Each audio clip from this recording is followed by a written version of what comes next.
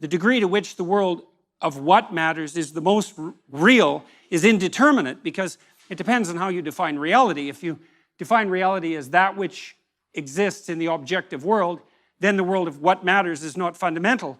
But it's my observation that we act as if the world of what matters is more real than the world of matter.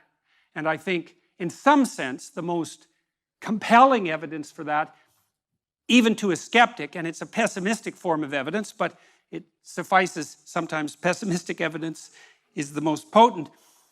The reality of pain is undeniable, and it's not amenable to rational argumentation. It announces its existence. And for a long time, I think I thought, in some real sense, that there was no more fundamental reality than pain. And there's an ethical dimension to that, too, because if you accept the reality of pain, there seems to come with it an impetus to eliminate unnecessary pain. And to some degree, we can understand that as the basis of the moral impulse, and maybe to eliminate the unnecessary pain of the innocent, like the unnecessary pain of children, for example. And so, well, we accept the existence of pain as something so real that we will almost instantaneously act on it. And I would say that's especially the case in the case, say, of infants. And so it isn't obvious what's real, because it depends in some sense on how you define the term. But my sense is that what people believe is most accurately reflected not in what they say or in the propositions about the world they lay out, but in how they act. And so, and that's also something subject to debate, but it's not a shallow argument to say that your belief is most deeply reflected in your action. In fact, I think in some sense it's the deepest of arguments. And you know perfectly well that you can say one thing and do another, and you also know that you regard people who do that as hypocrites, and you tend to regard what they do as a more profound pointer to what they believe than what they say. And so you'll call them on that too. And so that means that there are some meanings that we regard as inviolably real. Now, the reason I concentrated on pain is because it's pretty easy to destroy joy.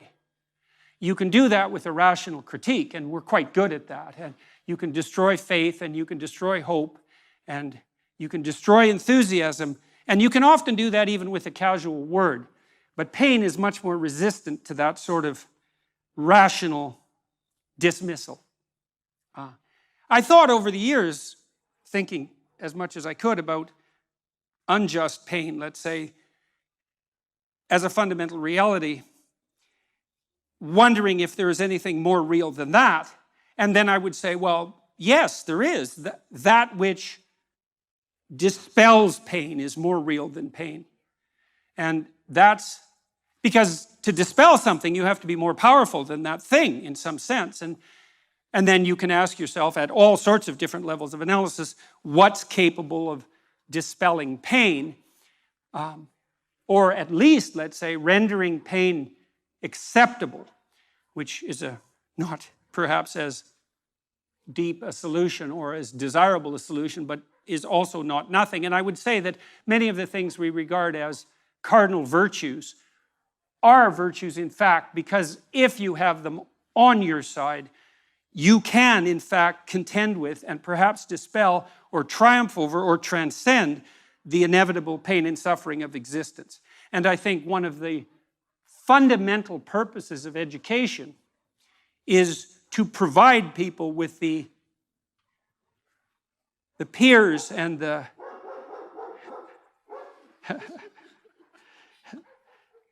and the allies, to use a word that's been contaminated so terribly, that enable them to stand up nobly in the face of tragedy and still move forward with what is good in mind. And that's a very different purpose than inculcating in people a thoroughly detailed description of the patterns of the objective world. And I'm not saying for a moment that there's nothing useful about the latter, but the former is people starve and thirst in desperation without the former. And those are realities. Now, as I said, if you start out with the axiomatic assumption that only what is objective is real, well, then that argument falls flat. But I think there's no reason whatsoever not to raise the question of what it is that you're using to base your axiomatic definition of reality upon.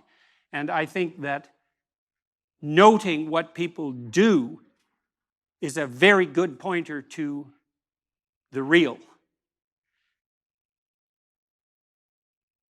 So here's another way of thinking about the logos. For the world to be intelligible, it must consist of patterned regularities. And that might be the great discovery of the Greeks in some sense, that there are patterned regularities that are superordinate to immediate perception, that are in some sense more real. So number would reflect that, for example. Are numbers more or less real than the things they represent? And you can make an argument both ways because, again, it depends on your definition of real, but it's a very difficult argument to make that they're less real. And partly that's because if you're a master of number, there's almost nothing that's beyond your grasp. So if the depth of your wisdom is reflected in the utility of your tools, then almost nothing makes you more powerful than to be a master of numbers. And that seems to point to an ability to grip some element of a reality that's more fundamental, that is outside of immediate perception. And so one element of the idea of the logos is that there's an order to the world that's superordinate to the apparent order that's more fundamentally real, and that you can discover that order in contact with the world. And that's the microcosmic world in some sense, rather than the psychological world. And so that seems useful. And I would say these patterned regularities, they're of two types. There's patterned regularities of being, and an object is a patterned regularity of being. One of the things I came to understand as I studied the science of perception is that we don't see objects. We see patterns and we infer objects. And so the pattern recognition is more fundamental than the object recognition. It's also the case, by the way, that we don't just see patterns and infer objects. We see useful patterns and infer objects. And I don't mean as a second order inference, I mean as a direct perception. And so it's quite obvious. Sophisticated psychologists of perception have noted that in some real sense, the perception of the meaning of a phenomenon precedes the perception of the phenomena. And I really mean directly. And there's much of what you see, for example, is very much associated with what you can grip, because even your vision is tightly associated with the act of gripping, because what you need to see is what will give you a grip on the world. And you might say you see the thing and then determine how to grip it, but that's not how it works. Your retina, for example, which represents patterns in the world, propagates those patterns through your nervous system and manifests itself in such things as preparation for grip. And that's outside of conscious visual perception. And so you cannot make the case that what you do when you perceive is pull in objective sense data and then sort the world from that. The neurological investigations have rendered that presumption invalid. Not only that, there's another problem. Well, let's refer to, we'll do this in two parts. For the world to be intelligible, it must consist of patterned regularities, and they're regularities of being and becoming. Another issue is when you encounter the world, do you see what's there? And the answer to that is, well, yes, but you also perceive what could be. And so I would say that what you perceive is an amalgam of the patterned regularities of both being and becoming. And you can think about this and make it intelligible. If you think about what happens when you wake up in the morning, you might ask yourself, well, what do you perceive when you wake up in the morning? And you open your eyes and you might say, well, I perceive my bedroom. And I suppose in some very trivial sense that's true, although generally your bedroom is so familiar that you don't need to perceive it. You've already automatized that perception, and it has almost zero functional utility. I suppose you have to perceive it well enough to wend your way through it when you step out of bed. But that isn't really what you perceive, not my experience, and I believe this is a very common experience, is that what you perceive when consciousness dawns in the morning is the horizon of possibility that's associated with the world in front of you. And so what you really see, as far as I can tell, is something directly akin to the chaos that God encounters as the Word, the Logos, at the beginning of time, which is there's pattern regularity of being. That's a solid object because it propagates itself across time in this three-dimensional form. But then there's a cloud of possibility around each object, which is what additional realities it can manifest depending on how you act in relationship to it. And that's not only true of simple objects, because simple objects can be many things. So a heavy drinking mug can also be a weapon, for example, which begs the question of what is that thing? It's a drinking glass and a weapon, and broken, it's a knife. And many, many objects, if not all, have quite a wide cloud of possibility around them. And then the interactions between objects have a tremendously wide distribution of possibility. And that's the becoming that's implicit in the being. And I think that's actually what you confront when you wake up in the morning.